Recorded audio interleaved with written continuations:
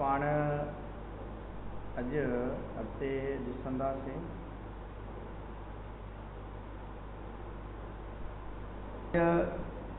Chapter number 4 जो discussion कंदासीं ऐं इन में पहिरीं मरतबा सेल ते जंहिं वर्क कयो उहो माण्हू हुयो रॉबर्ट हुक।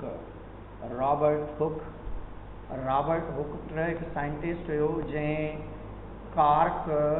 काठीअ जे टुकड़े खे माइक्रोस्कोप जे हेठां ॾिठो। रॉबर्ट हुक 1665 में काठीअ जे टुकड़े खे जॾहिं उन माइक्रोस्कोप जे हेठां रखी करे ॾिठो त उनखे का स्ट्रक्चर चेंबर नुमा नज़र आई। हीअ जेके नंढा जेके हनी कोम्ब लाइक उनखे स्ट्रक्चर नज़र आई ऐं हिन हनी कोम्ब लाइक स्ट्रक्चर खे हिकिड़े चेंबर खे नालो ॾिनो सेल्यूला जो, जेको अॻिते हली करे सेल में कन्वर्ट या सेल में जेको आहे नालो रखियो वियो। हाणे हिकिड़ी बि शइ यादि रखंदव त असल में इन माण्हूअ जो कमु रॉबर्ट हुक जो जेको आहे इहो वर्क न हुयो त मां सेल वञी ॻोल्हियां, उन असल में हिकिड़ी माइक्रोस्कोप ठाही उन ते वर्क पे कयो। त सभ खां पहिरें माइक्रोस्कोप ते जंहिं वर्क कयो that was the David Johnson. 1590s में डेविड जॉनसन वर्क कयो, पर उहो सही तरीक़े सां माइक्रोस्कोप न ठाहे सघियो। बाद में गैलीलियो 1610 में वेल डेवलप्ड माइक्रोस्कोप इंट्रोड्यूस कराई, वेल ऑर्गेनाइज्ड माइक्रोस्कोप इंट्रोड्यूस कराई ऐं उन माइक्रोस्कोप खे एडवांस कयो कंहिं Robert Hooke.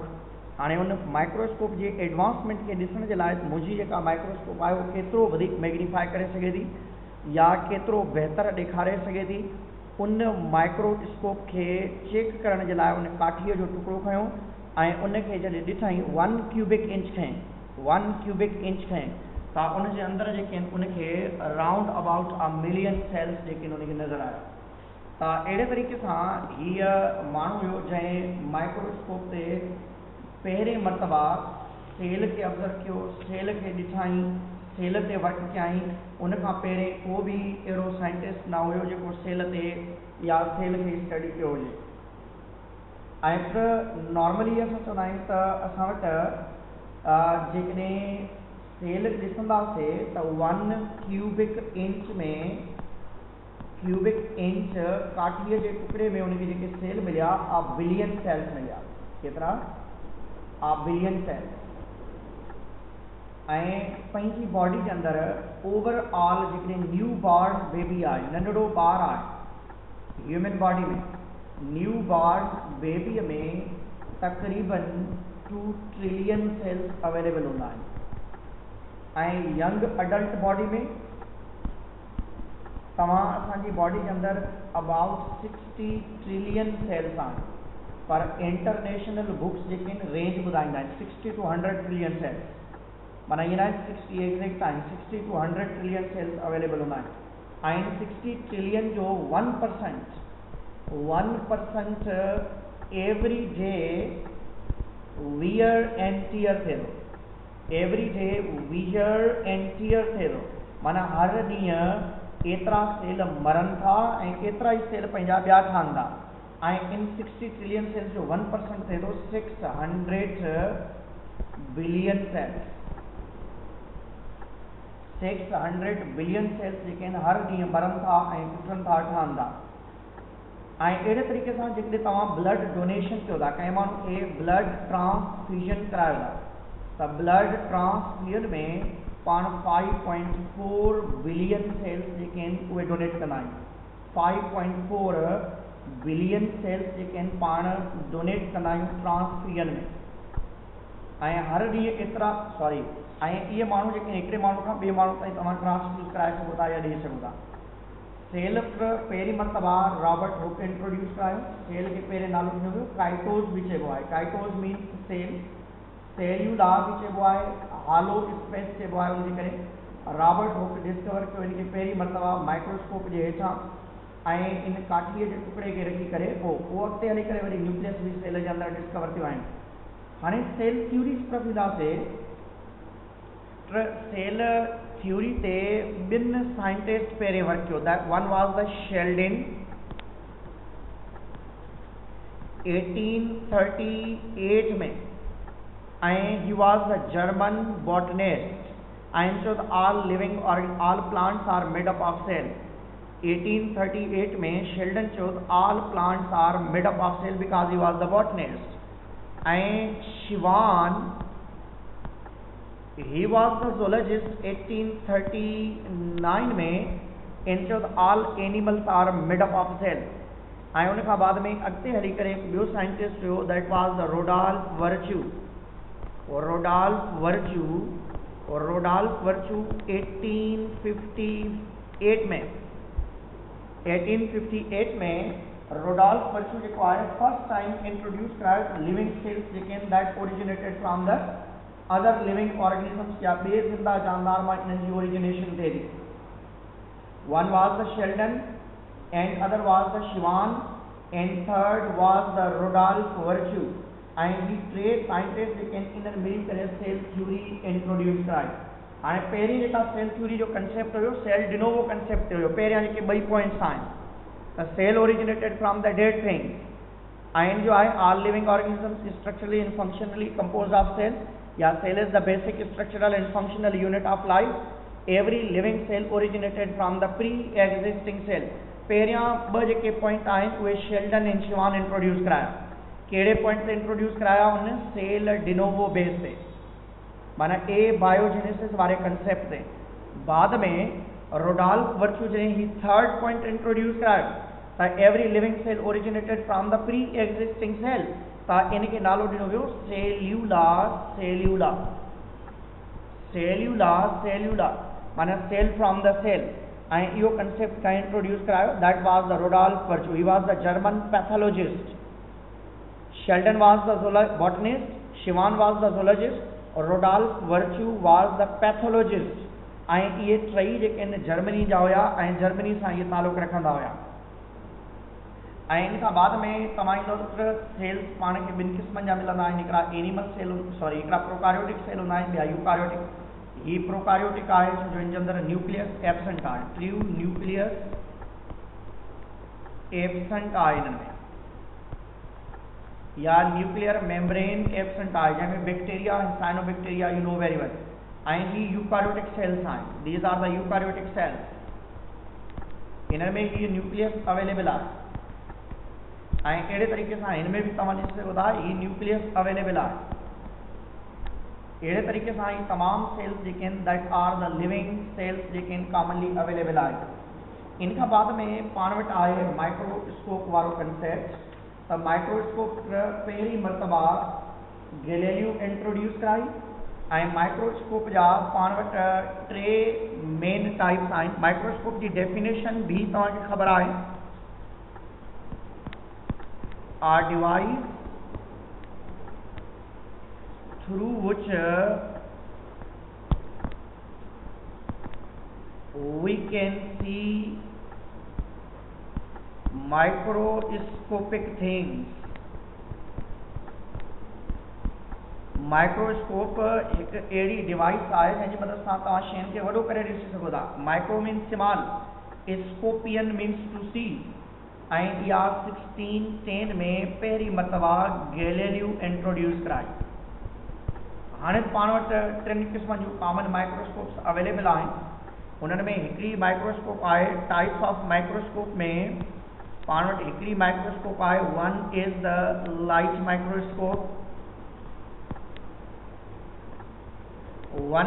Microscope, second one is the X-rays microscope, and third one is the electron microscope हूंदी आहे। तो जेका पहिरीं लाइट माइक्रोस्कोप आहे, light is the source of illumination, माना सिज जी रोशनी या आम लाइट या रोशनी जी मदद सां कंहिं शइ खे तव्हां फील्ड ते क्लियर चिटो ॾिसी सघो था। एक्स-रेज माइक्रोस्कोप में by the help of X rays you can see the clear image. Electron microscope by the help of electron beam जी मदद सां कंहिं शइ खे तव्हां वॾो करे ॾिसी सघो था। माना हिन में एनोड ऐं कैथोड यूज़ थींदा आहिनि ऐं हुतां खां इलेक्ट्रॉन बीम जेका इमिट कराइबी आहे बाद में का शइ वञी करे ॾिसबी आहे। बाबा माइक्रोस्कोप जेका लाइट माइक्रोस्कोप आहे उन में तव्हां लिविंग थिंग्स ॾिसी सघो था ऐं इलेक्ट्रॉन माइक्रोस्कोप जे अंदरि डेड थिंग्स खे तव्हां बग़ैर कंहिं कलर ॾियण या बग़ैर कंहिं शइ जे जेके तव्हां ॾिसी सघो था। लाइट माइक्रोस्कोप जा ॿ मेन टाइप्स आहिनि पाण वटि। One is known as the sample light microscope and other is known as compound light microscope. Sample light microscope में single lens यूज़ थींदो आहे ऐं compound lens microscope में 2 or more चई सघो था lenses तव्हां यूज़ करे सघो था या more than one lenses used at a time। ऐं सिंपल लाइट माइक्रोस्कोप में तव्हां वटि मैग्नीफाइंग ग्लासेस हूंदा आहिनि। माना आम ग्लास जेको आहे तव्हां हथ तलस्मी शीशो जेको आहे हथ ॾिसण जे लाइ जेके माण्हू यूज़ कंदा आहिनि या उन खां बाद में तव्हां बाज़ार में वेंदव त जेको वॉच मेकर हूंदो आहे पंहिंजे अख जे अॻियां हिकिड़ो लेंस ॾेई करे उन वॉच खे ठाहे रहियो हूंदो आहे या तव्हां जेके ग्लास चश्मो यूज़ कंदा आहियो ग्लासेस यूज़ कंदा आहियो that are the simple light microscope. Compound light microscope में 2 लेंस यूज़ कंदा आहियूं जेका लेबोरेटरी में पाण माइक्रोस्कोप यूज़ कंदा आहियूं that is the compound light microscope हूंदी आहे। ईअं अहिड़े तरीक़े सां हाणे उन कंपाउंड लाइट माइक्रोस्कोप जे हेठां पाण हिन जगह ते स्ट्रक्चर्स रखंदा आहियूं। ईअं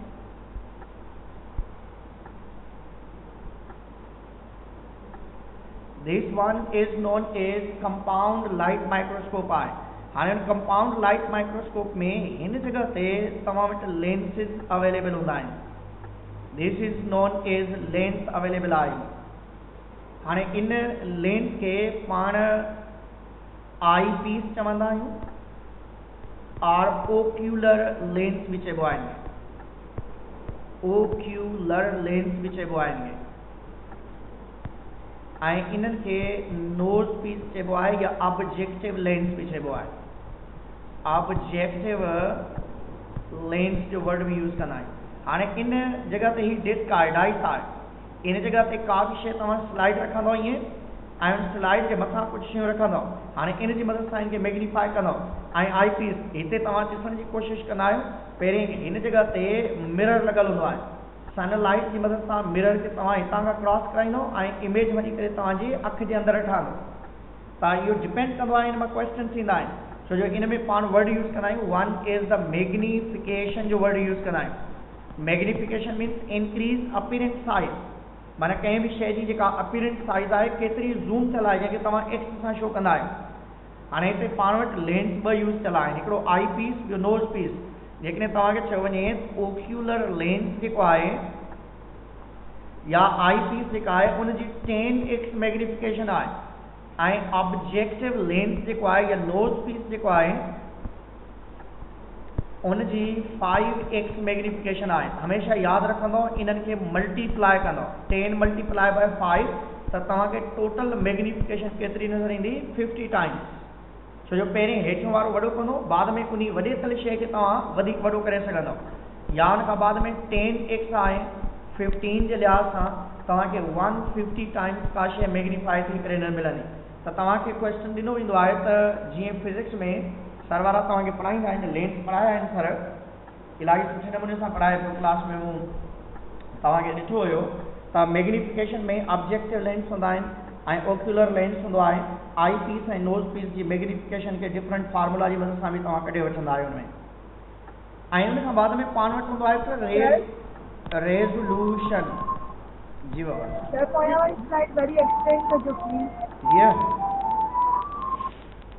ये वाली बाबा मैग्नीफिकेशन माना फॉर एग्जांपल हिन लेंस जी जेका पहिरें हिन शइ खे फॉर एग्जांपल ही 1 mm जी आहे तव्हां ही जेको 10 टाइम्स ही मैग्नीफिकेशन लॻायो। फॉर एग्जांपल ही जेको आहे लेंस 10x जेतिरो आहे तव्हां इनखे जेकॾहिं ॾिसंदव त ही तव्हांखे 10 mm जो नज़र ईंदो for example.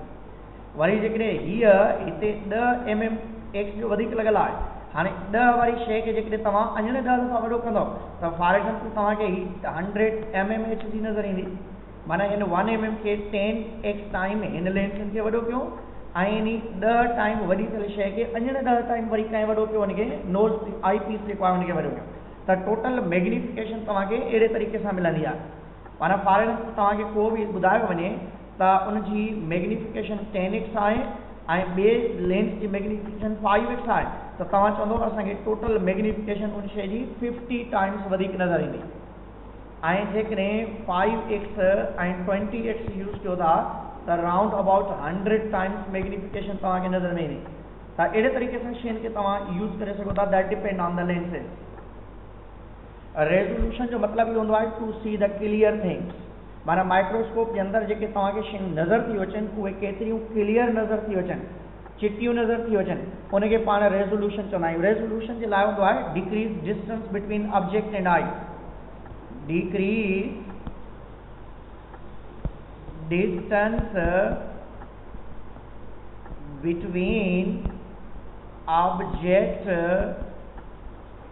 and eyes in order to see clear image। माना फॉर एग्जाम्पल इन जे अंदरि माइक्रोस्कोप ते पाण जॾहिं का बि शइ रखंदा आहियूं हिते स्क्रू हूंदो आहे, कोर्स एडजस्टमेंट स्क्रू हूंदा आहिनि, उनखे घुमाईंदा आहियूं ऐं घुमाए करे अख खे इन ऑब्जेक्ट जे क़रीब आणण जी कोशिशि कंदा आहियूं, एतिरो क़रीब आणण जी कोशिशि कंदा आहियूं त तव्हांजी अख शयुनि खे क्लियरली ॾिसी सघे। नॉर्मली तव्हां ॾिसो मित्र जंहिंखे चश्मो लॻंदो आहे उनजी रेज़ोल्यूशन ख़राबु हूंदी आहे, मैग्निफिकेशन सही हूंदी अथसि, शयूं वॾियूं ॾिसे पियो पर उहे धुंधलियूं ॾिसे थो। हाणे उन धुंधली शइ खे क्लियर करण जे लाइ तव्हां उनजे लाइ रेज़ोल्यूशन जो वर्ड यूज़ कंदा आहियो। रेज़ोल्यूशन जो मतिलबु आहे जेका शइ तव्हांखे धुंधली नज़र थी अचे, क्लियर नज़र नथी अचे, उन शइ खे क्लियर ॾिसण जे लाइ, चिटे ॾिसण जे लाइ अख ऐं उन ऑब्जेक्ट जे विच में जेको डिस्टेंस खे डिक्रीज़ करण जी कोशिशि कयो था उनखे रेज़ोल्यूशन चइबो आहे। कंट्रास्ट ज़्यादातर शयुनि खे डिफरेंशिएट करण जे लाइ हूंदो आहे। डिफरेंशिएट द थिंग्स, माना माइक्रोस्कोप जे फील्ड ते तव्हांखे जेके बि शयूं नज़र थी अचनि, माना इन माइक्रोस्कोप ते जेके बि पाण खे शयूं नज़र थी अचनि उहे केतिरियूं क्लियर नज़र थी अचनि उनजे लाइ पाण वर्ड यूज़ कंदा आहियूं कंट्रास्ट। लाइट माइक्रोस्कोप में यादि रखंदो, लाइट माइक्रोस्कोप में का बि शइ पाण खे क्लियर नज़र न ईंदी आहे जेतिरे ताईं पाण उन जे लाइ स्टेन जो इस्तेमालु न कंदा आहियूं। स्टेन या डाइज और यू कैन से कलर, माना का बि शइ जेकॾहिं लाइट माइक्रोस्कोप ते ॾिसो था त तव्हां पहिरें उन केमिकल खे, उन शइ खे, उन जानदार खे कलर ॾींदव ऐं उन कलर खे पाण स्टेन जो नालो ॾींदा आहियूं। माना जॾहिं बि तव्हां ब्लड सेल्स ॾिसंदव, जॾहिं बि तव्हां का बि शइ ॾिसंदव, हमेशह पहिरें उनजी कलरेशन कंदव, उनखे कलर ॾींदव। जॾहिं तव्हां कलर ॾेई वठंदव त बाद में उन शइ खे तव्हां क्लियर चिटो या साफ़ करे ॾिसी सघो था, छो जो लाइट माइक्रोस्कोप बग़ैर कलर जे तव्हां न ॾिसी सघंदा आहियो। लाइट माइक्रोस्कोप ते जॾहिं तव्हां इलेक्ट्रॉन माइक्रोस्कोप, छो जो शयुनि खे करोड़ों मरतबा, लाखों मरतबा जेको आहे वॾो करे ॾेखारे सघे थी, तंहिंजे करे तव्हांखे कलर ॾियण जी का बि ज़रूरत न हूंदी आहे, छो जो लाइट माइक्रोस्कोप शयुनि खे नंढड़ो ॾेखारींदी आहे, पिचकड़ो ॾेखारींदी आहे ऐं उनखे सम्झणु, जाचणु, सुञाणणु असांजे लाइ ॾुखियो हूंदो आहे। तंहिंजे करे इहो ज़रूरी हूंदो आहे त असां कलर ॾेई करे उनखे आइडेंटिफाई कंदा आहियूं ऐं सुञाणण जी कोशिशि कंदा आहियूं। इन खां बाद में पाण ईंदासीं, इन जो जेकॾहिं फ़ोटो कढणो आहे कढी वठूं, वरना मां मिटायांसि वञे। हाणे ॾिसंदो पाण वटि माइक्रोस्कोप अवेलेबल आहे ऐं माइक्रोस्कोप जे लिहाज़ सां तव्हांखे ख़बर आहे त जेका लाइट माइक्रोस्कोप आहे उनजी मदद सां तव्हां लाइट माइक्रोस्कोप जी मदद सां जेको आहे तक़रीबन 500 टाइम्स बेटर ॾिसी सघो था, पर जेकॾहिं इलेक्ट्रॉन माइक्रोस्कोप आहे मोर देन 500 या 10,000 टाइम्स शयुनि खे जेको आहे अनएडेड आई जी मदद सां क्लियर ॾिसी सघो था। 500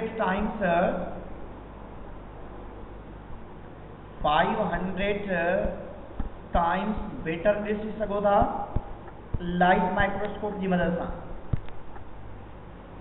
विद लाइट माइक्रोस्कोप ऐं 10,000 टाइम्स बहितर ॾिसी सघो था तव्हां इलेक्ट्रॉन माइक्रोस्कोप जी मदद सां। इलेक्ट्रॉन माइक्रोस्कोप जी मदद सां विद आउट आई या विद नेट आई जे लिहाज़ सां तव्हां चई सघो था। हाँ इन का बाद में कुछ बी टर्मिनोलॉजी असां सां गॾु हलंदी त बाबा असांखे हाणे टिशू कलेक्ट करणा है। हाणे उन जे लाइ असां वर्ड यूज़ कंदा आहियूं आइसोलेशन ऑफ सेल्स या टिश्यूज़। पहिरें सेल्स तव्हां कलेक्ट कंदो ऐं सेल्स कलेक्ट करण खां बाद में तव्हां उनखे जेको आहे माइक्रोस्कोप जे लिहाज़ सां तव्हांखे प्रिपेयर करण जी कोशिशि कंदो। पहिरें तव्हां सेल्स खे कलेक्ट कंदो उन जे लाइ पाण वर्ड यूज़ कंदा आहियूं फ्रैक्टिनेशन चइबो आहे।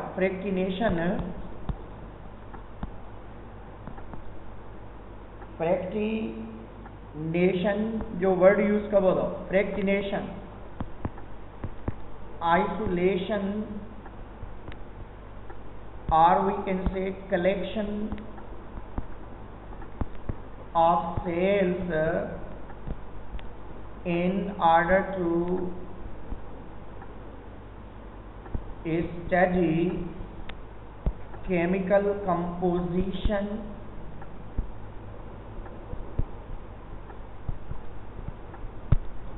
of different components of the cell। माना सेल जा जेके कंपोनेंट्स आहिनि, cell wall, cell membrane, cytoplasm में मौजूद ऑर्गेनेल्स, न्यूक्लियस, उन्हनि जी स्ट्रक्चर खे अरेंज करे स्टडी करण जे लाइ तव्हां पहिरें सेल कलेक्ट कंदो, जंहिंखे पाण सैंपल बि चई सघूं था। जॾहिं सेल कलेक्ट कंदो बाबा सेल जी स्टडी खे पाण साइटोलॉजी चवंदा आहियूं या सेल बायोलॉजी चवंदा आहियूं। Scientific study about the cell is known as the cell biology, cytology भी चइबो आहे।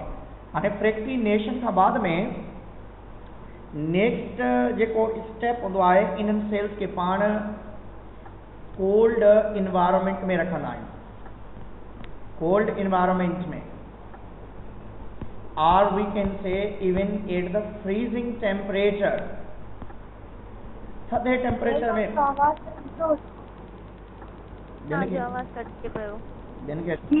कोल्ड इन्वायरमेंट में फ्रीजिंग टेम्परेचर ते रखण जो मतिलबु इहो आहे टू गिव प्रॉपर मीडियम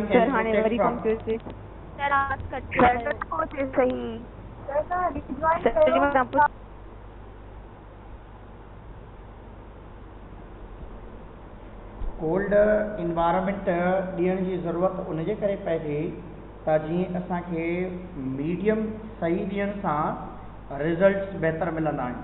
त उनखे जीअं फ्रेश रखिजे, माना जेको बि सेल असां खयो आहे उनजी फ्रेशनेस खे मेंटेन करणु एंड गेट प्रॉपर रिज़ल्ट्स जे लाइ हूंदो आहे। Get proper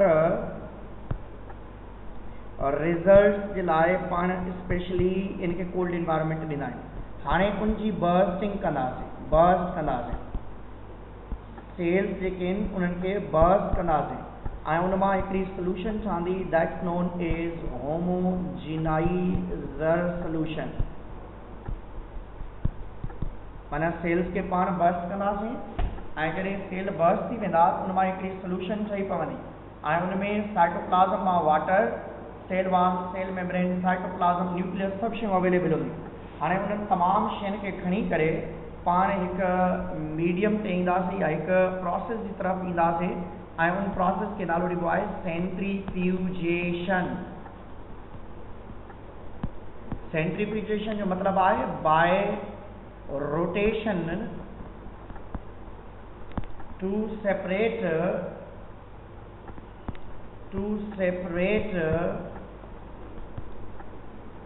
heavy and light component of the cell, to separate heavy and light components or we can say parts of the cell। हाणे सेल जा सभु पार्ट्स तव्हां separate कंदव। हाणे जॾहिं सेपरेट करे वेंदव त पोइ उन खां बाद में तव्हां उनखे कलर ॾींदव ऐं आइडेंटिफाई करण जी कोशिशि कंदव। तव्हांजे बुक में हिकिड़ी फिगर बि ॾिनल आहे, तव्हां उन में सेंट्रीफ्यूजल मशीन रखियल आहे, उन में सेपरेशन कराई पई वञे। हाणे उन होमोजेनाइज़र सोल्यूशन में 10 मिंटनि जे अंदरि जेका सेंट्रीफ्यूजेशन जी मदद सां मटीरियल मिले थो उहे आहिनि न्यूक्लियस, ऐं 5 मिंटनि खां बाद में 10 मिंट पहिरें कंदो न्यूक्लियस जेके सेडिमेंट थींदा, माना न्यूक्लियस हेठि अची वेंदा, बाद में 5 मिनटनि खां बाद में वरी माइटोकॉन्ड्रिया ऐं लाइसोसोम्स जेके आहिनि उहे सेडिमेंट थी वेंदा, ऐं बाद में कलाक उनखे मूव कराईंदो त तव्हांखे राइबोसोम्स या एंडोप्लाज्म रेटिकुलम जेके सेडिमेंट थींदा, ऐं बाद में नंढड़ा नंढड़ा जेके साइटोप्लाज्म जा जेके ग्रेन्यूल्स हूंदा आहिनि, ॿिया मटीरियल्स जेके आहिनि सेडिमेंट थींदा। हाणे उन्हनि तमामु मटीरियल्स खे खणी करे तव्हां कलर ॾींदव, ऐं कलर ॾियण खां बाद में माइक्रोस्कोप जे हेठां ॾिसंदव, पोइ हुनखे आइडेंटिफाई कंदव त तव्हांखे कहिड़ियूं कहिड़ियूं शयूं जेके आहिनि सेल जूं मिलियूं आहिनि या सेल में कहिड़ियूं कहिड़ियूं शयूं अवेलेबल आहिनि। बाबा सेल जा पाण वटि 4 मेन कंपोनेंट्स आहिनि। जेके बि यूकारियोटिक सेल हूंदा आहिनि, यूकारियोटिक सेल में 4 मेन कंपोनेंट्स आहिनि पाण वटि। उनमें सभ खां ॿाहिरियां सेल वॉल हूंदी आहे, 2 नंबर ते प्लाज़्मा मेम्ब्रेन हूंदी आहे, 3 नंबर ते न्यूक्लियस ऐं साइटोप्लाज्म अवेलेबल हूंदा आहिनि। या अञा बि तव्हां फिगर ठाहे करे बि तव्हां इनखे डायगोनेस या आइडेंटिफाई करे सघो था।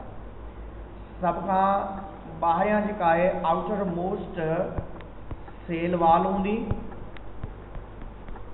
ऐं इन खां बाद में 2 नंबर ते जेको आहे cell membrane,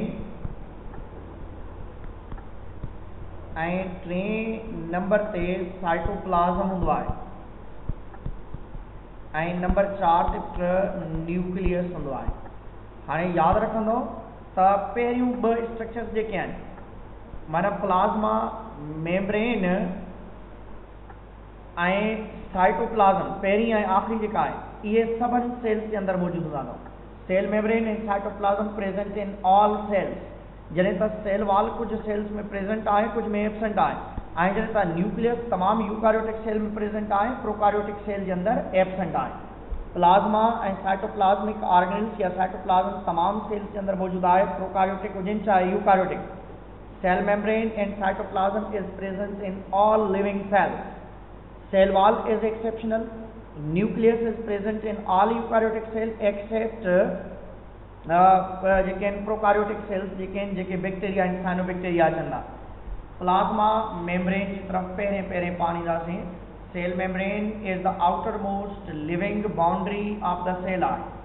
cell membrane cell जी सभ खां ॿाहिरीं लिविंग बाउंड्री अथव, living boundary. Cell membrane is outermost living boundary of the cell eye. This is semi-permeable. Semi-permeable जो मतलब आहे it allow few things and restrict few things. कुछ शयुनि खे रोके थी, कुछ शयुनि खे अलो करे थी। जॾहिं त cell wall is totally permeable. Cell membrane is semi-permeable. Cell wall is totally permeable. Cell membrane present outside the cytoplasm आहे, outside the protoplasm आहे, ऐं अंदर जेको भी मटीरियल आहे, पाण पहिरें भी पढ़ी आहे, living part of the cell is known as a protoplasm and whole protoplasm is covered by cell membrane.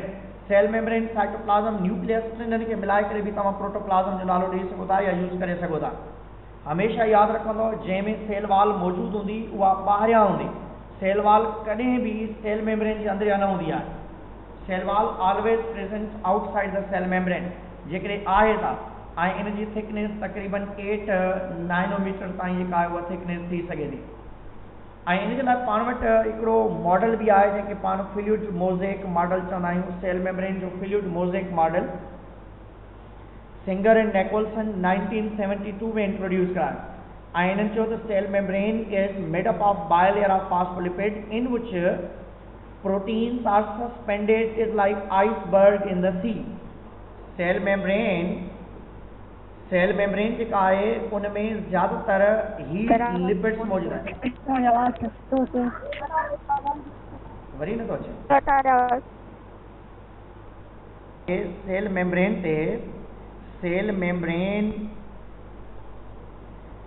Membrane जे लाइ असां वटि फ्लूइड मोज़ेक मॉडल आहे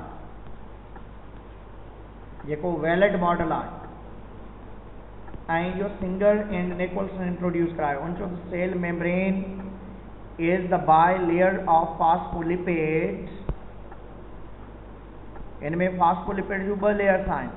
पाण में लिपिड्स जे अंदरि पाण इन्हनि खे लिपिड्स फॉस्फोलिपिड जे अंदरि पाण इन्हनि खे पढ़ी आयासीं।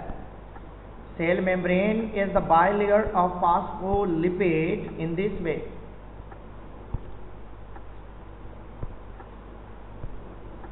Cell membrane is the bilayer of phospholipids.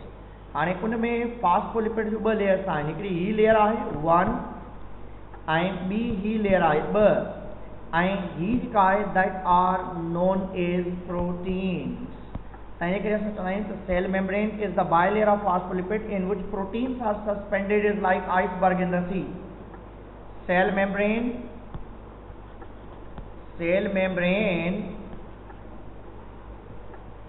is the bilayer of phospholipids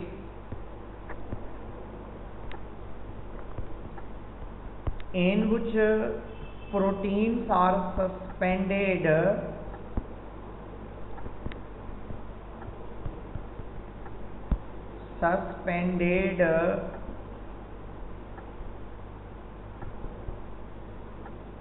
in which proteins are suspended is like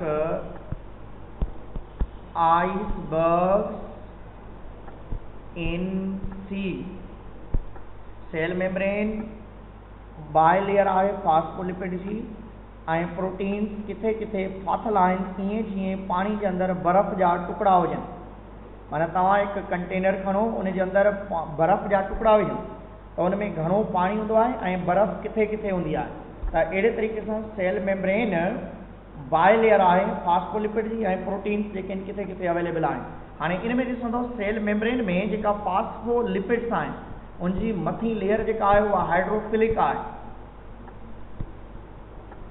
ऐं हीअ विची लेयर जेका आहे उहा हाइड्रोफोबिक आहे। त सेल मेम्ब्रेन में ॿ लेयर्स हूंदियूं आहिनि। आउटर मोस्ट लेयर हिकिड़ी हूंदी आहे ईअं, हीअ ॿारहीं लेयर हाइड्रोफिलिक आहे, हीअ बि हाइड्रोफिलिक आहे, विच वारी जेका आहे उनखे पाण हाइड्रोफोबिक चवंदा आहिनि। And this is known as integral proteins हूंदा आहिनि। सेल मेम्ब्रेन में ॿिनि क़िस्म जा प्रोटीन्स हूंदा आहिनि, हिकिड़ा इंटीग्रल ॿिया पेरिफेरल। सेल मेम्ब्रेन में ही फॉर एग्जाम्पल पाण वटि सेल मेम्ब्रेन आहे त इन जे अंदरि प्रोटीन्स अवेलेबल आहिनि जेके अंदरि फाथल आहिनि, जेके गेट ऐं चैनल्स ठाहिनि था, इन्हनि प्रोटीन्स खे पाण नालो ॾींदा आहियूं इंटीग्रल प्रोटीन्स आर आल्सो नोन एज इंट्राइंसिक प्रोटीन्स। इंटीग्रल या इंट्राइंसिक प्रोटीन्स चइबो आहे। ॿिया वरी सेल मेम्ब्रेन जे ॿाहिरि जी तरफ़ या अंदरि जी तरफ़ अवेलेबल हूंदा आहिनि, that's known as peripheral proteins, but that also known as extrinsic proteins भी चइबो आहे इनमें। सेल मेम्ब्रेन जे अंदरी तरफ़ या ॿाहिरीं तरफ़ जेके सरफेस ते मौजूद आहिनि उन्हनि खे पेरिफेरल या जेको आहे एक्सट्रांसिक प्रोटीन्स चइबो आहे। ऐं इन पेरिफेरल रीजन्स ते ॿिया बि प्रोटीन्स हूंदा अथव, जंहिंजे करे ब्लड ग्रुपिंग कंदा आहियूं, blood group A, blood group B ऐं ओ ऐं ए बी कंदा आहियूं, छो जो स्पेशल प्रोटीन सेल मेम्ब्रेन ते अवेलेबल हूंदा आहिनि जिन्हनि खे पाण रिसेप्टर्स जो बि नालो ॾींदा आहियूं। त इन इंटीग्रल ऐं इन्हनि प्रोटीन्स खे जेकॾहिं पाण ॾिसूं हिते त एक्सट्राइंसिक प्रोटीन्स जेके आहिनि ॿाहिरियां अवेलेबल हूंदा आहिनि। Some are present penetrated in the membrane surface that are known as intrinsic proteins चइबो आहे। हाणे हिते ईंदासीं इंटीग्रल प्रोटीन्स जेके आहिनि, these proteins are penetrated in the membrane surface and enter into the lipid bilayer partially or wholly. Peripheral proteins के extrinsic चइबो आहे। These proteins are floating on the surface of lipid bilayer or fluid mosaic model of the cell membrane वारा आहिनि। ऐं हिते ईंदो sale membrane जा कुझु इंपॉर्टेंट फंक्शंस भी आहिनि। It protect the cell cytoplasm, it give the shape and size to the cell membrane, it give mechanical support to the cell membrane cell, it controls regulate the flow of substances in and out of the cell। ऐं पाण खे ख़बर आहे त cell membrane जा functions भी आहिनि जंहिंखे पाण ट्रांसपोर्ट जो नालो ॾींदा आहियूं, जंहिंखे पाण स्पेशली ट्रांसपोर्ट जो नालो ॾींदा आहियूं। ऐं ट्रांसपोर्ट पाण चैप्टर नंबर 14 में पढ़ी आयासीं त हिकिड़ी ट्रांसपोर्ट हूंदी आहे एक्टिव, ॿी ट्रांसपोर्ट हूंदी आहे पैसिव ट्रांसपोर्ट हूंदी आहे। Passive transport में materials move from outside to inside the cell from higher concentrations to lower concentrations चइबो आहे without consuming energy जे लाइ यूज़ कंदा आहियूं। पैसिव ट्रांसपोर्ट में movement of molecule from its higher concentrations to lower concentration without consuming energy हूंदो आहे। ऐं इन जा वरी पाण टाइप्स पढ़ंदा आहियूं। हिकिड़ी हूंदी आहे डिफ्यूजन फॉर द गैसेस, ऐं ॿियो हूंदो आहे osmosis for the maintenance of solute and solvent, ऐं ॿियो हूंदो आहे फेसिलेटेड डिफ्यूजन। ऐं इहे टई प्रोसेस पाण चैप्टर नंबर 14 जे स्टार्ट में भी पढ़ी आहे।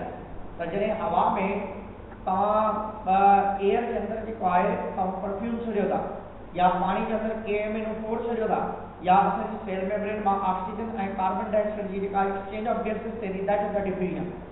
ऑस्मोसिस चइबो आहे movement of molecule from its higher concentration to lower concentration, या osmoregulation maintenance of solute and solvent occur by the help of osmosis.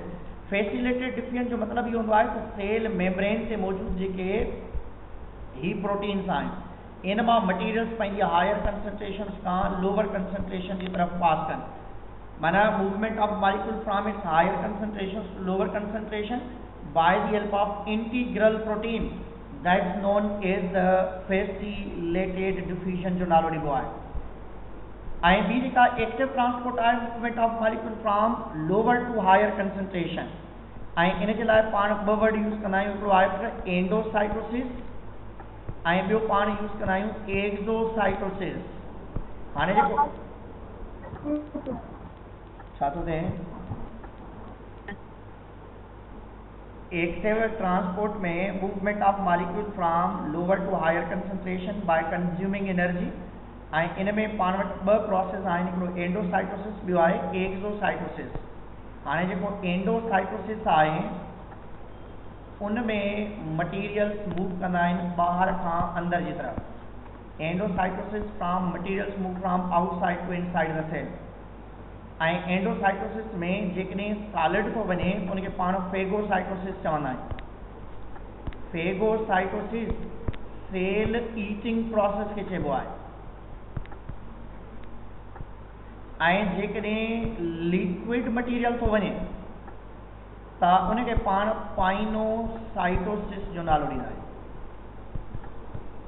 जेकॾहिं फेगोसाइटोसिस जो मतिलबु आहे movement of molecule from higher concentration to lower concentration, solid materials move कनि, that's known as a phagocytosis. जेकॾहिं cell drinking process आहे त उनखे पाण पीनो या पाइनोसाइटोसिस जो नालो ॾींदा आहियूं। ऐं एंडोसाइटोसिस खां बाद में पाण वटि हूंदो आहे एक्सोसाइटोसिस, माना सेल जे अंदर खां का बि शइ ॿाहिरि जी तरफ़ निकिरे, माना सेल जे अंदर खां का बि शइ ॿाहिरि निकिरंदी त उनखे पाण एक्सोसाइटोसिस जो नालो ॾींदा आहियूं। हाणे एक्सोसाइटोसिस में के एक्सक्रिएटरी मटीरियल ॿाहिरि निकिरी सघनि था, के एंजाइम्स ॿाहिरि निकिरी सघनि था, या उन खां बाद में कुछ हार्मोन्स ॿाहिरि निकिरी सघनि था, या डिपेंड करे थो कहिड़ी शइ सेल जे अंदरि वधीक आहे ऐं ॿाहिरि घणी आहे, हे अंदरि घटि आहे ऐं ॿाहिरि वधीक आहे, त उन दौरान ATP रिक्वायर्ड हूंदी आहे हमेशा। माना अहिड़ो प्रोसेस जंहिंमें मटीरियल्स मूव कनि from low to higher concentration, from inside to outside the cell, that's known as a exocytosis. पर जेकॾहिं ॿाहिरि खां अंदरि जी तरफ़ था अचनि उनखे पाण एंडोसाइटोसिस जो नालो ॾींदा आहियूं। ऐं इन जॻह ते बि तव्हां ॿुधाईंदो there is requirement of ATP,